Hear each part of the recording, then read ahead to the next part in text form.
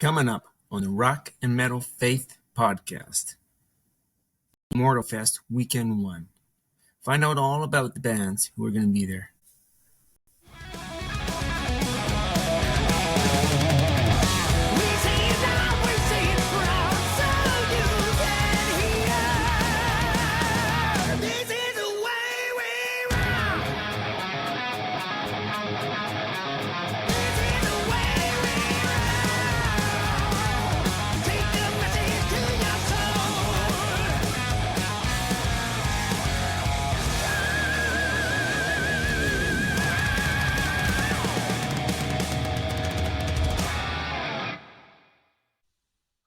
All right, welcome back to the Rock and Metal Faith Podcast. I'm your host, Arin, and this is Kris. How are you doing? Good. How are you doing, man? Good. Again, we're running into some technical issues here. Something like you would never believe to our audience. It was just crazy. We need a tech guy to help us, or a tech lady. Anyways, we're into our backup here, and anyways, today we're talking about, just to let everybody know what's going on, we're talking about Immortal Fest Weekend 1. For you and I, this is like a really long expensive road trip, so we're not going. No. We might have some listeners that are headed there. I don't know, but I just thought it'd be a fun topic to talk about. If any of our audience is going, sorry to interrupt you, Arin, take pictures, put it on our Facebook page. That would be awesome. Yeah, there you go. Actually, that's a good segue. I've got a few things to talk about before we actually get into the actual episode, like our usual thing. I'm doing some things maintenance-wise with our technical sites. For those of you who are listening on YouTube, I have now created a dedicated YouTube channel to the podcast. Up until now, people were listening to this kind of as the uploads were ending up on my channel. That is soon going to disappear, and there will be a dedicated Rock and Metal Faith YouTube channel. I've set up like a homepage on YouTube.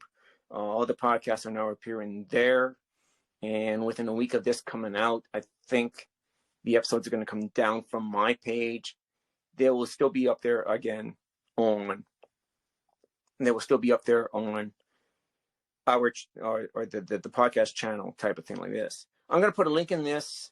So if you're listening to this through YouTube, this episode might appear on both. After that, it's going to be on just the one episode, or just on the one channel type of thing. And I'll say this because I know I've got one subscriber on YouTube. We actually had a comment about one of our episodes and stuff like that. They were talking about our comparison episodes. Comparison, when we were talking about the various bands. They had one negative comment to say about that. They said it was a good episode, loved hearing about all the bands, until we started talking about Bon Jovi. I was hurt. I'm hurt by that. That's just, I don't know how much more I could take of that. Well, Kris, you gotta realize that was a little bit out of our format. You gotta realize that talking about Bon Jovi got a little bit out of our format.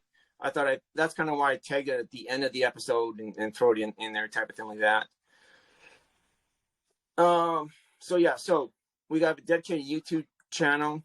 What else we got going on? Are we going to be going live on YouTube eventually?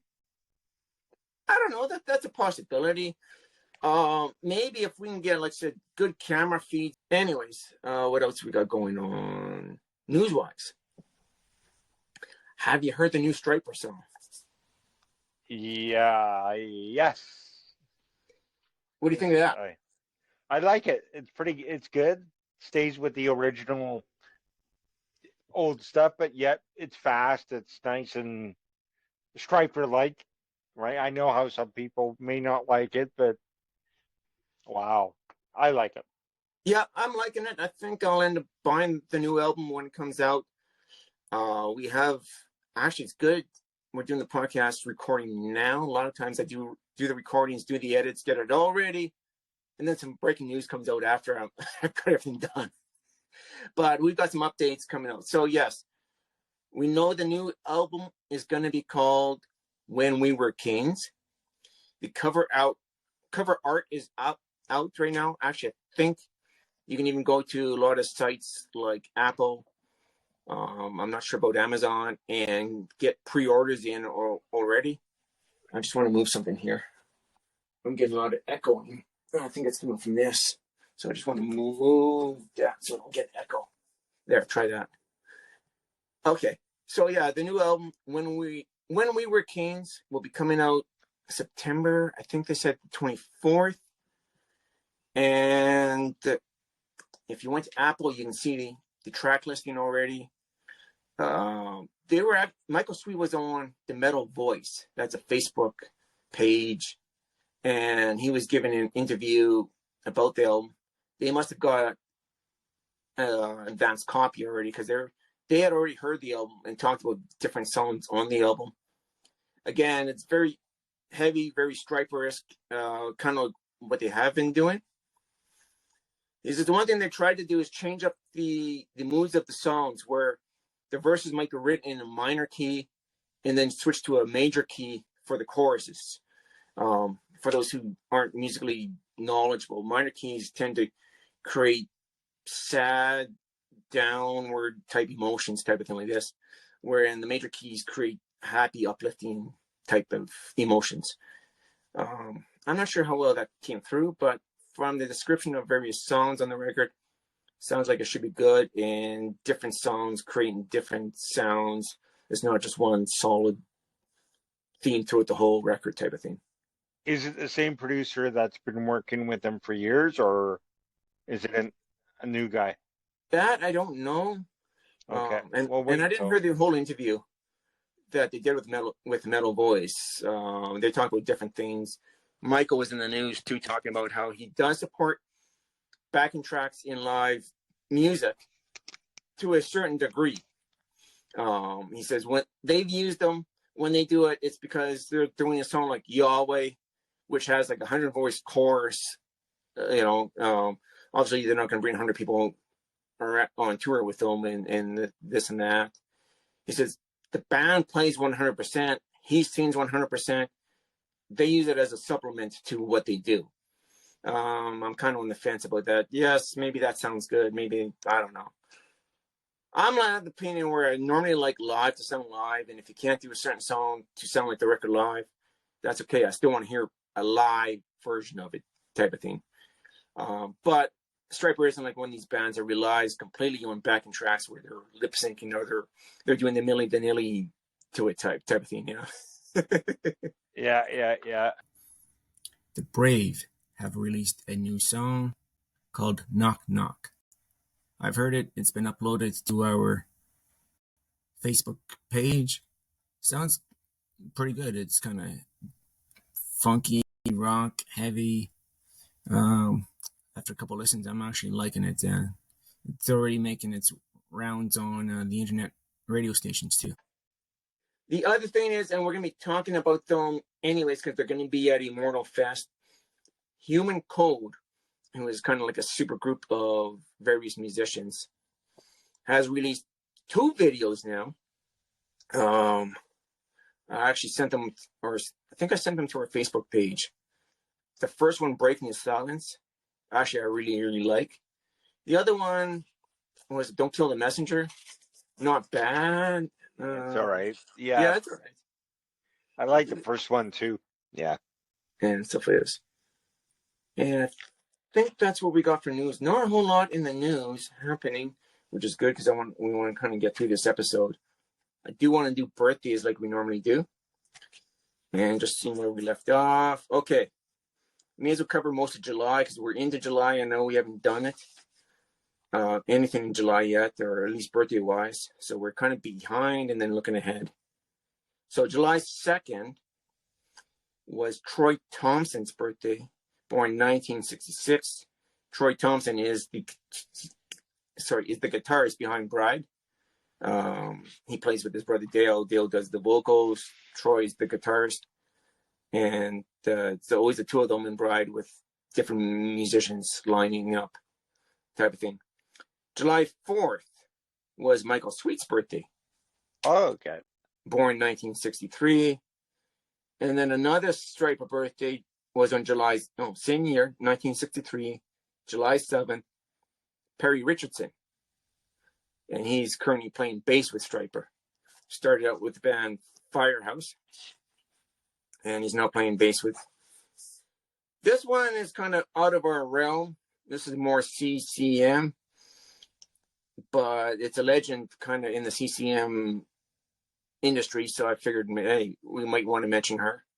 July 12th was Sandy Patty's birthday. Born in 1956. I thought she had passed away. Well, she might have. Yeah. I have to do some research on it. I don't know if she's still around. She might have passed away, but her birthday was or would have been on July 12th type of thing. And then July 13th, we got Louis Weaver from Petra, born in 1951. And then we got two more. Another one is kind of CCM. A guy named Dion. He just kind of goes by Dion, born 1939.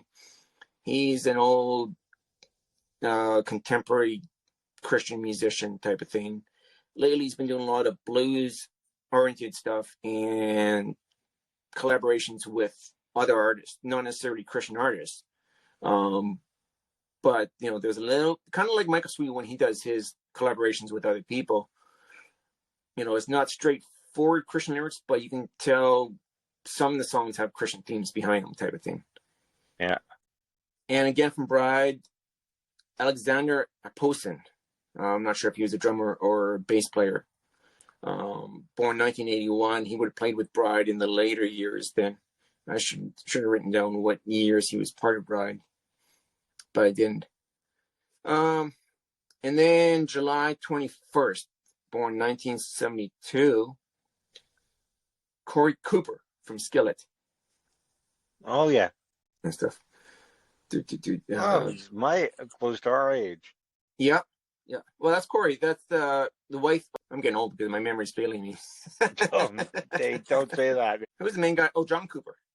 Corey Cooper is wife of John Cooper. There we go. See, your memory's just fine. It'll come back, yes.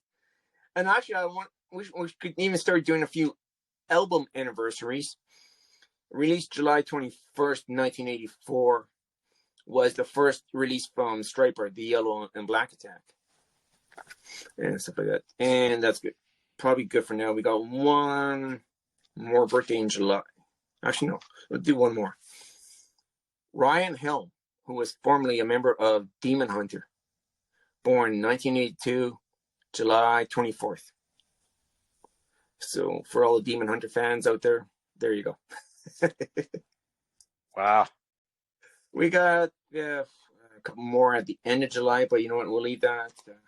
We're going to try and get another episode out in July. We're going to shoot for like 2 per month, put it that way. If there's more than 4 weeks in a month, they might be spread out a little bit, type of thing like that. So that's going to try and be our recording schedule. Try and get 2 per month out.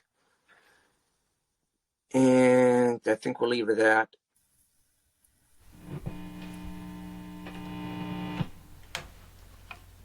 Time to plug it in and turn it up.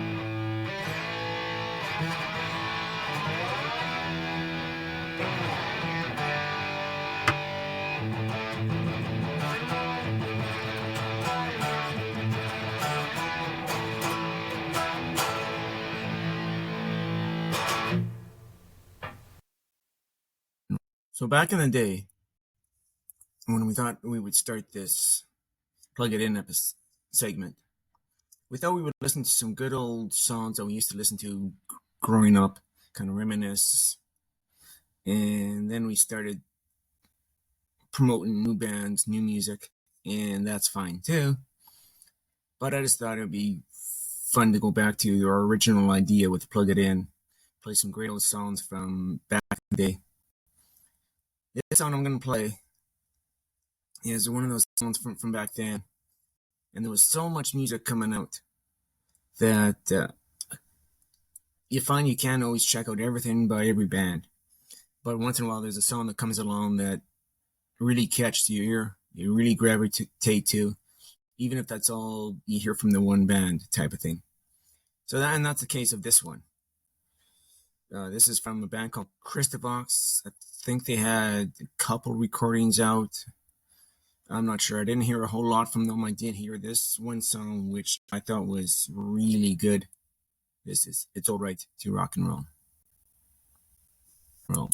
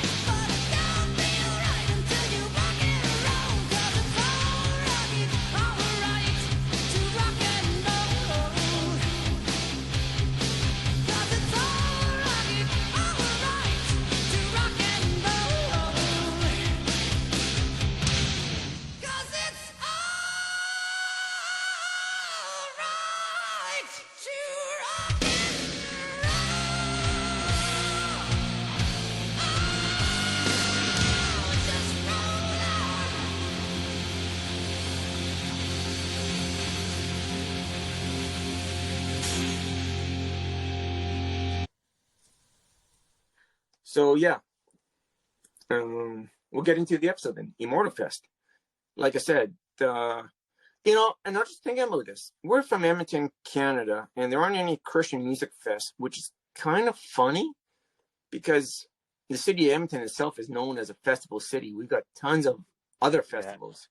Yeah. And we got other music fests. We got Folk Fest, we got Blues Fest, we've got our annual fair, we got Food Fest, we got Taste of Edmonton, we got all kinds, street performers going on, all kinds of festivals, but there's no Christian music fest. No. And stuff. I know they tried it the one year. Yeah, they tried it a couple years. Yeah. I guess maybe it just isn't a big enough crowd or whatever to bring the money in. Right. Money and volunteers. That was the big thing. Was it that they have trouble with volunteers that year? They really did. They tried to. They had them, and then they just didn't. From the friends who were there, they just didn't treat them very well, and they were burnt, and like their schedules were just nuts. Like, yeah. And they didn't bring in anybody that people wanted to see.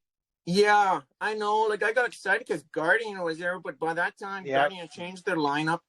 They weren't doing any of their 80s material. They were doing this is mid 90s. They were doing it was all 90s material. I'm looking at them going, I don't know any of these songs. Yeah. I went and got their autograph signed on my Miracle Mile CD, and I was kind of disappointed they never played anything off of Miracle Mile. Again, I think Jamie Rowe, I think, was still part of the band. Looks like I've got his signature on the CD cover. But I'm going. Sorry. Was that our Harvest Moon? That was, yeah. Okay. And that's one time I met Guardian, and I thought, well, Jamie Rowe had left the band by then. But no, I think Jamie Rowe was always part of Guardian. But the rest of the band had kind of moved on. He formed a new band under that name. And it was, again, we hit the 90s, and bands were playing completely different styles. And if you're the 80s rocker, you're going, I don't like any of this stuff. Yeah, I know. It literally changed overnight. It really did. We'll get into that with our history of Christian rock, which is going to be an ongoing segment. Next time we do that, we'll talk about the early 80s. And, you said something on one of our podcasts, which I'm not sure made it through the editing. I know when we did the first history type thing, talking about Rez and talking about who else was there? Rez and who was the other? Oh, Larry Norman. Anyways, talking about that episode, we had technical problems with that. Had to redo that episode before it got out. But then I found in the editing process that a lot of it was usable. So then I was kind of splicing together parts of two episodes into one. Unfortunately, a lot of good stuff we said got left on the cutting room floor. But you had said something too, that in the early 80s, you weren't listening to music at that time. You weren't listening to Christian rock at that time. I wasn't either. Yeah, same thing is I wasn't listening to Christian music until like the mid to late 80s type of thing. But I did go back in time and find out, some of the early albums from the bands I did like type of thing and stuff like that. So, but when we're doing that research for the next history episode and talking about the early 80s, I think it's just going to be, saying, well, here are the bands that were around because you and I hadn't really discovered them until much later type of thing. Anyways, and that kind of leads into Immortal Fest. I'm looking at the lineup for this Immortal Fest. There are a few bands here that would be a draw for me, saying, okay, I know who these bands are. Let's go, the festival and watch these bands. And a lot of the first bands, I'm going, I don't know these bands. I know I did my research and started listening to them. So I've got thoughts on what they're like. And there's one band kind of in the middle of the lineup that I really like. Never heard of them until I started doing research for this episode. But I'm going, yeah, I really like these bands. And we'll get into that. The first band on the lineup is Weapons of God. So for those who don't know them, they were formed in 2014 in Dayton, Ohio. Their debut album came out in 2019 on Rocks Records. They've got 2 records out. It's Steve McGowan on vocals and guitars, Leon Blanc on vocals and guitars. So I guess they trade off vocals type of thing. Ed Gerard on bass. Jason Harmon on drums. Their bio sites, they've got influences from Sabbath, Iron Maiden, and Kiss, and it's a kind of a blend of all their sounds into one type of thing. They are way too heavy for me. I watched their video earlier. I'm like, oh my God. And then there's a couple others too. I was like, I won't even be there. Like, they were just a little too. I found them not bad. I'm not sure I would run out and listen as my favorite band of all time, or my new favorite band, or even run out and buy them right away type of thing. I kind of mark down beside the bands that are there, the ones that I like, the ones that, a couple I'm not really into, I didn't mark down as a likable band. The one song I would say check out if you want to find out what they're like is a song called Children of the Light. That, like, wow, some of these bands are extremely heavy, and I'm like, oh my, who are, like, how come I've never heard of them before? Well, you gotta be in the loop. There's a lot of bands I've been discovering just through Facebook mentions too, type of thing. You're in these Facebook groups. Again, it gets back to how did you discover band back in when we started listening to Christian music. You discover these bands by going to the bookstore, which aren't around anymore. But yeah, the bookstore would have all the latest releases from bands, maybe not some of the back releases, but the newest stuff, and then you could check out tons of bands. The second band on our Immortal Fest there is Inner Siege, formed in Peoria, Illinois in 2008. Their debut record, Kingdom of Shadows, came out 2012, and they've got about 3 albums out to date. We got Jeremy Ray on vocals, Kev Gross on guitar, or Garros, J.L. Prater on guitar, Raven Fajoret on bass, and Wade Helm on drums. These guys, according to their website or according to the bio on Immortal Fest, they've been compared to Queensryche, Iron Maiden. I would say there's a little bit of Metallica in their sound. Not that the vocals sound like band? Sorry? Inner Siege. Yeah. Oh, I like them. I really like them. There you go. Not saying that they sound like they James were Hetfield. decent. Yeah. Not saying they sound like James Hetfield, but I was listening to some of the riffs and going, you can definitely tell Metallica influence, I think. Yeah, for sure.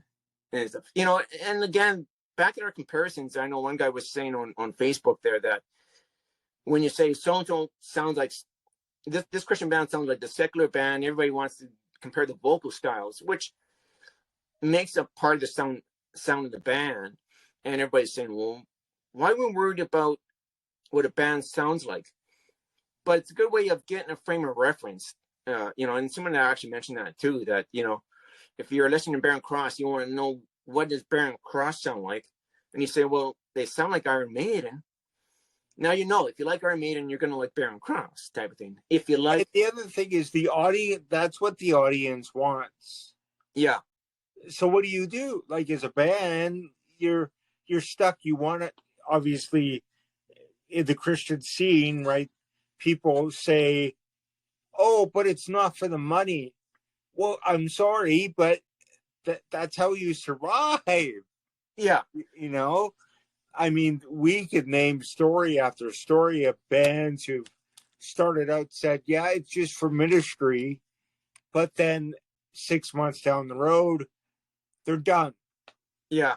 Like they and the same thing it was a few years ago, I think even before COVID, Michael Sweet had said something to the effect that he loves creating and playing music that, if he could, or if he had to, he'd do it for free. Now, that being said, he wouldn't do it free because you've still got, bills to pay. I'm sure he's got a mortgage to pay. He's got, put food on the table for him and his wife. I think if he's got any kids, they're probably pretty much raised up by now. But you're right. Bands do need to make a living type of thing. Yeah, you can say we're doing it And that at churches, I mean, even my pastor, he will say, yeah, Kris, okay, book whoever, but we have bills like the lights, the utilities, like for us to come and use it. I mean, what do you do? Like, really? I mean, I say personally, like X Center was a good example, right? For years I heard, oh yeah, they sound like Def Leppard. And I mean, before I came to know God, I listened to Def Leppard. No, well, no, no. I could see the early Def Leppard, and someone mentioned this on Facebook too. It says anytime anyone brings up X Center, they say they sound like AC/DC. No, their vocalists always sounded like AC/DC, but musically he thought they sounded more like Def Leppard. And remember, I think he's referring to the early Def Leppard, like Pyromania and the High and Dry albums. Okay. Then I made a comment. Remember, the early Def Leppard was trying to sound like AC/DC, yes, with more vocals. Joey and I said when they started out, they wanted to sound like AC/DC meets Queen. So the vocals of Queen with the guitars of AC/DC. So when you take that respect, yes, X Center sounds like AC/DC. Yeah, like really. I mean, yeah, and again, it goes back to our comparison show that I think in the Christian industry, I don't think they have a choice, really. Like if they want to stay competitive to the mainstream, I think artists have to. And you notice that, especially in the like CCM world. Well, and metal fans will find a band they like and will be loyal to that band too, right? That's right. They also want to know what that band is going to be like when they're checking out. Now, a festival is a great way of getting exposure, and if they're there for one band, you may hear other bands that they discovered and like. Like we were saying, a lot of these bands at Immortal Fest, if we were down there, I wouldn't know anything about them. Oh, totally. I'd give them a chance. I'd see their set and go, okay, are they worth my time? And some of them are. I like Inner Siege. The songs I checked out, for those who don't know them, I would say check out songs Firewind and Power Metal Glory. That's actually a cool song, that Power Metal Glory. I think that's off one of their first albums. I'd love to check out the Protest. You like the Protest? I think they'd look really good. They really do. They're different. They sound. I listened to one track so far. Okay. And I like it's okay. You kind of jumped ahead a little bit there, but we may as well carry on with the Protest. Their debut album was in 2012. They had a debut EP, and then released an album in 2012. I don't know a lot about these guys other than what they sound like on the lineup. Which band? Sorry? The Protest. Since you started talking about them. They sound like Linkin Park. They're very... They jump around. What their bio says that they think they sound like Linkin Park a little bit. Yeah, I'm not a big fan of the Protest. Let's get into the lineup, though. We got Joshua Bramlett on vocals, Adam Sadler on guitar, and Jacob Bramlett on drums, TJ Cowell also on guitar. One song of theirs I did like, or a couple of songs I did like, called Crater, and the other one called The Mountain. I found with the Protest, I was actually comparing them to Skillet, more so than Linkin Park. I think some of the songs might sound like Linkin Park, other ones probably sound like Skillet. They had that heavy power sound, which I like, but then I didn't like their vocals as much. Yeah, I don't like his voice either. I don't. I think it's too whiny, and he doesn't. He can't go up the scale very much. He's stuck. He's like, but it is what it is, right? He's doing it for the. That's the other thing. Some of these bands, I don't even know what their words are,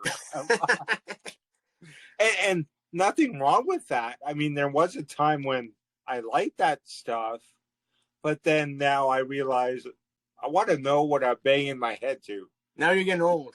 Yes. You get old, and you wonder, like, what, like sometimes they put words in there that you shouldn't put words there, Right. and you got to be careful.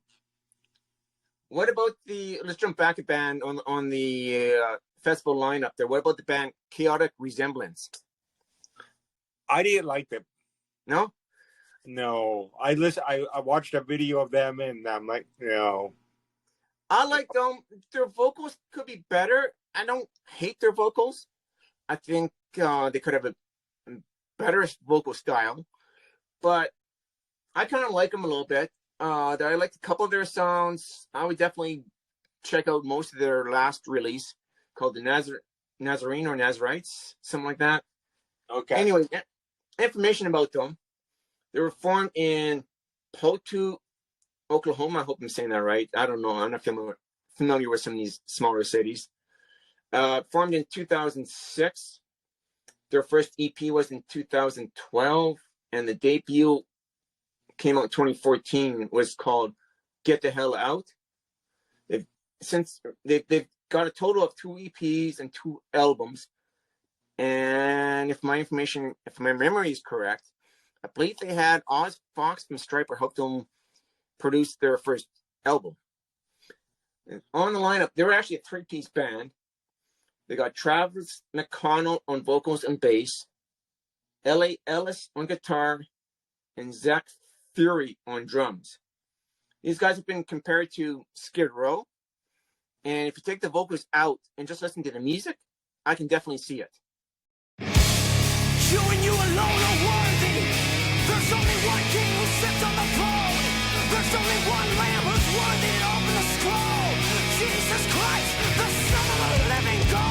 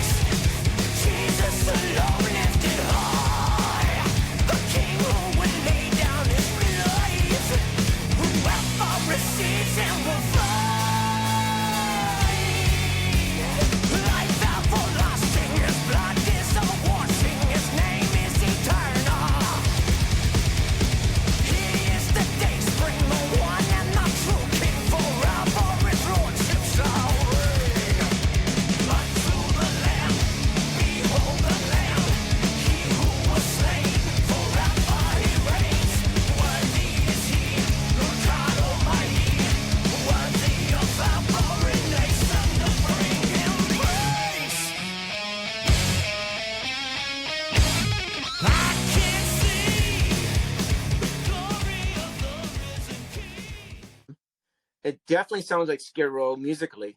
In fact, I would definitely say a heavy Skid Row influence. It almost sounds to me like the song "Slave to the Grind" by Skid Row, with different words put behind it, type of thing.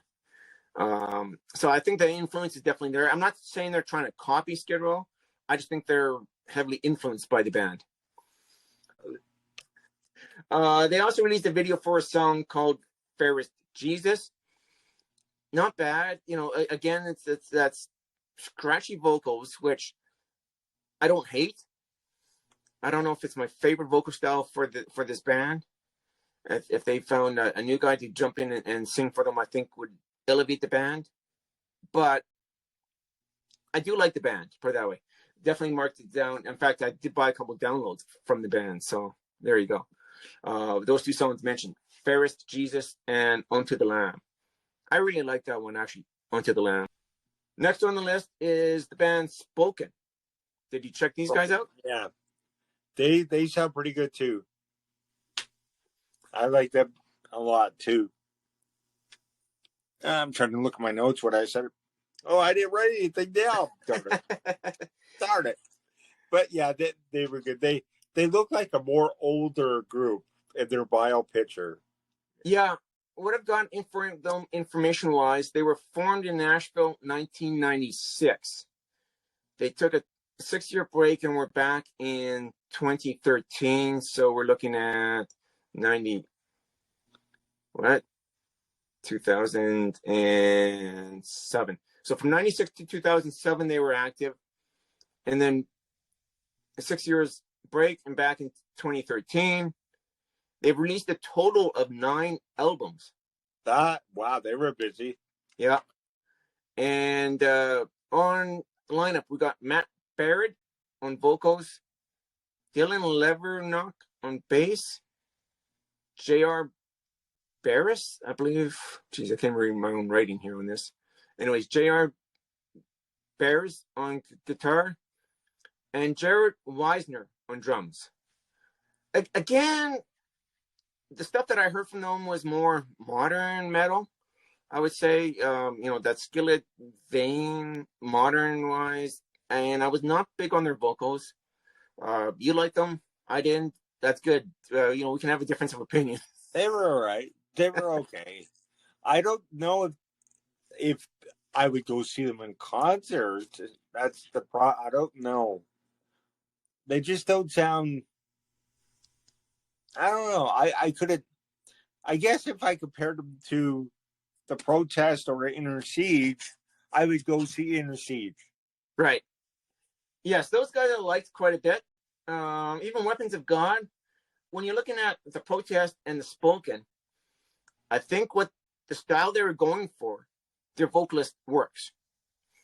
They're looking for a certain style of playing, and that's the style that the vocalist sings in. And for what they wanted to sound like, they achieved it. It's just a matter of, do you like that style? Do you not like that style? And you're going to find that across the spectrum. There's lots of different metal fans who like this band, not that band. They like this one, not the other one. Like you didn't mind Spoken, you didn't mind the Protest. Those were probably my 2 least favorite bands of the festival this year, or type of thing. Okay. Next up on our list here is a super group. Okay, so this is a band made of musicians from other bands. Okay, so a super group called Reign of Glory. And let me tell you something. I love these guys. When I was doing my research for these, I made a little playlist to check out songs from each of the bands, right? And if they had, whatever latest album they had, I threw in the playlist instead of trying to throw their entire library of music in, and kind of threw the playlist on random. All of a sudden, I'm checking out this band, Reign of Glory. The first song pops up, and it blew my mind away. These guys are really good. So we've got on vocals, Robin Kyle Basuri. He was formerly of Die Happy and the band Joshua. That's where I know him from. I'm listening to vocals going, who is this guy? I know these vocals. What's his name? We got Roger Dale Martin, again, formerly of Die Happy and Vengeance, on bass. Die Happy. Hey, that's a band I haven't heard of forever. Yeah. Well, they were a band that when, again, my memory escapes me, but when their vocalist kind of left the band, their vocalist ended up leaving the faith type of thing when they were part of Vengeance. So Vengeance disbanded because of that. Also, the other members decided they didn't want to be as heavy as Vengeance was anymore, and they kind of reformed under the name Die Happy. I went for okay. And stuff. Also on guitar. Also on the lineup there, we got Nick Layton on guitar. He was previously of the band Firewolf. I'm not sure what that band is like. That's actually a new band to me. I've never heard them, so I can't see what they're like. And we got Jim Chafin on drums. The only thing I can say is this band, Reign of Glory, man, I love these guys. You like them, eh? Just blew me away. For those of you who don't know, check out the songs Forever and Ever. That's the lead-off track. They've only got one album out, as far as I can tell. Came out in 2022, called All Will Bow. In fact, I'm going to play a snippet of it called of one of their songs called Samson's Kryptonite. This is a song that starts off with such an awesome riff that, again, it just blows my mind away.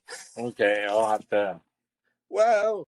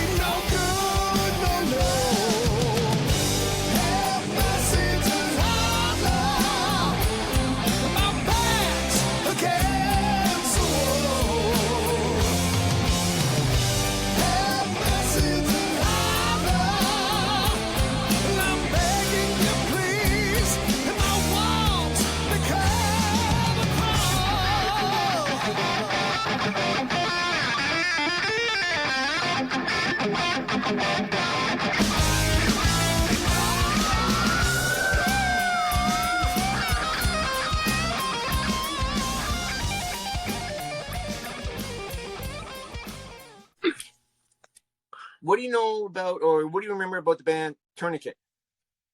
Oh, were they ever heavy? Me and a mutual friend of ours were talking about them the other day, and he was like, I like, pathogenic, ocular, this, and I still have this cassette. Yeah. I just don't know how to transfer it, but they were really heavy. I mean, they were pretty cool. Well, it's funny you mentioned that because, again, when I got into Christian music and Christian metal, I think my first intro to Tourniquet was Ark of Suffering. Yes. I did not like that song at all. No. That really turned me off from the band. Although I did like the song "You Get What You Pray For." Yeah, I think we mentioned this before. Now, on the lineup at Immortal Fest is what they're calling a Tourniquet tribute, STB, which stands for Stop the Bleeding. Well, that's what Tourniquet does, right? Stops the bleeding. That's funny.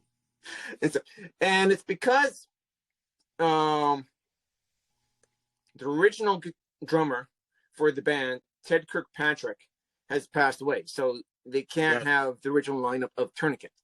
But there's two vocalists from the band's lineup throughout the years are part of this lineup.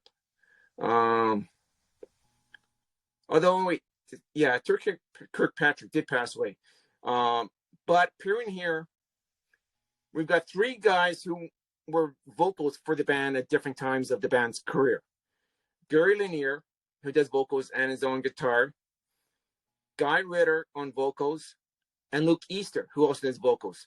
So I imagine the various vocalists will step in at different times of the set type of thing. Each one will probably do songs from their era of the band. here's my opinion. Like I said, I gave my opinion on Tourniquet. I thought they were way too heavy for my taste. I didn't like Arc of Suffering. But I thought, I'll give them a chance. So I kind of listened to like the greatest hits type of thing of Tourniquet. And what I discovered was I actually don't mind them. They're not as heavy and not as horrible as I first thought they were. Like, I don't know if I'd run out and buy an album from Tourniquet right away. I wasn't blown away like I was with Reign of Glory, but I could see myself throwing some of their songs into a playlist and, they come up and I go, okay, because there were songs I was listening to on my, let's call it the Immortal Fest playlist type of thing. Oh. Bands who were there. And these guys would pop up and going, hey, I'm not skipping the button right away. I haven't heard. Have they put out new stuff? No. Okay. So they're. And like I said, this isn't a reformation of the band. It is in a way because it's former members of the band getting together, but they're calling themselves a tribute. So they're not trying to be Tourniquet. They're not trying to capture the magic. Let's just say they're just trying to recapture the memories of the band Tourniquet. Right. Okay.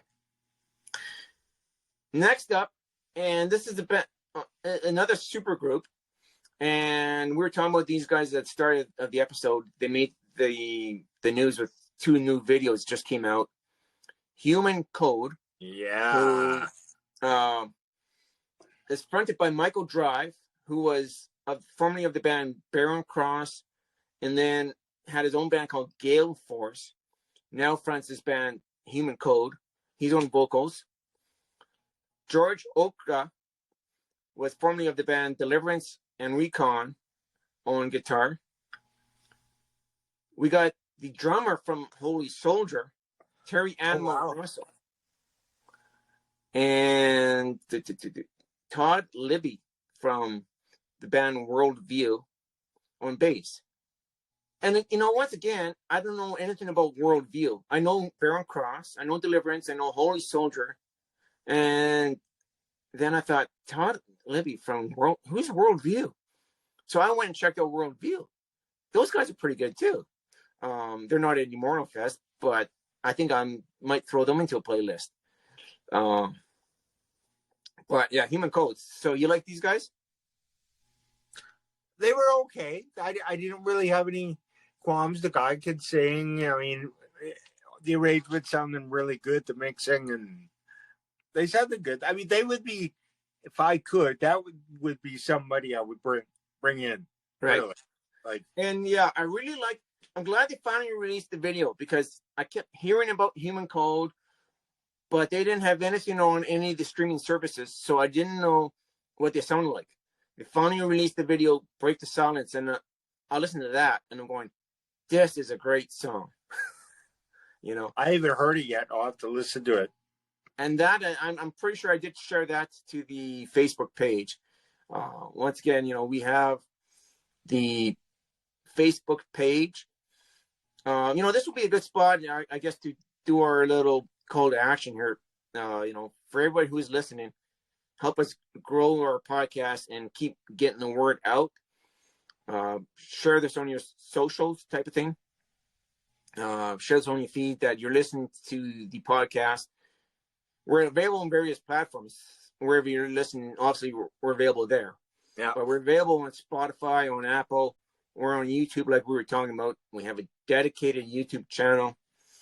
We're just trying to get the word out to anyone who's interested in hearing this kind of podcast, that we're out there type of thing. So now we get into the bands that we know.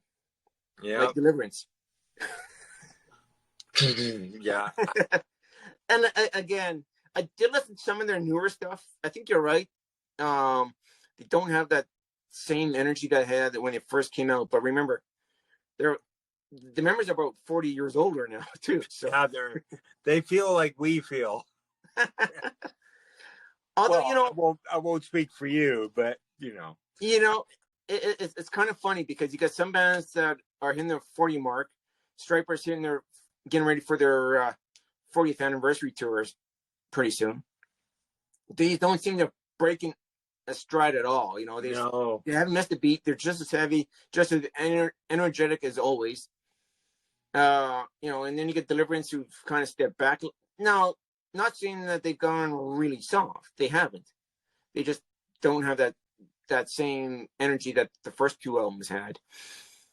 But anyway, so for those who don't know Deliverance, they were originally formed in 1985 with Jimmy P. Brown on guitars and vocals. In fact, throughout the Deliverance's career, it's always been Jimmy P. Brown. They got Glenn Rogers on lead guitar for the current lineup, Manny Morales on bass, and Jim Chafin on drums. And if I look back up here, Jim Chafin is also with the band Reign of Glory. So it looks like for Immortal Fest, he's doing double duty. Yeah. That's hard to do. Wow. To go from one band to the other, wow, that's got talent. Then the last band on the list, and we don't have to talk a whole lot about this band. We did a whole episode about them. The last band looks like they're headlining the whole festival, and so that's good for these guys. Fairly new band. Theocracy. Yeah. So if it came out. See, if you guys are listening, give us a rate. Well, okay, send us an email. We don't have a phone number yet, but yeah.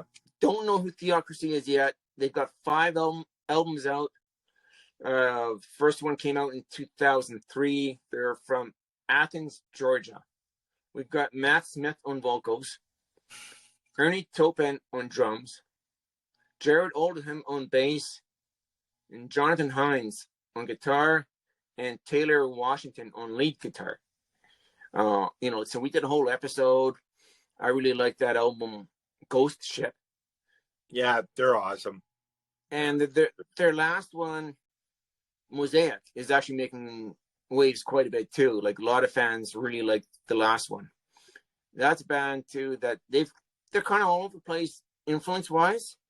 They're power metal, prog rock. They've got, I would say, they have it all. Yeah. So that's our lineup for Immortal Fest. If you want to go check out their website.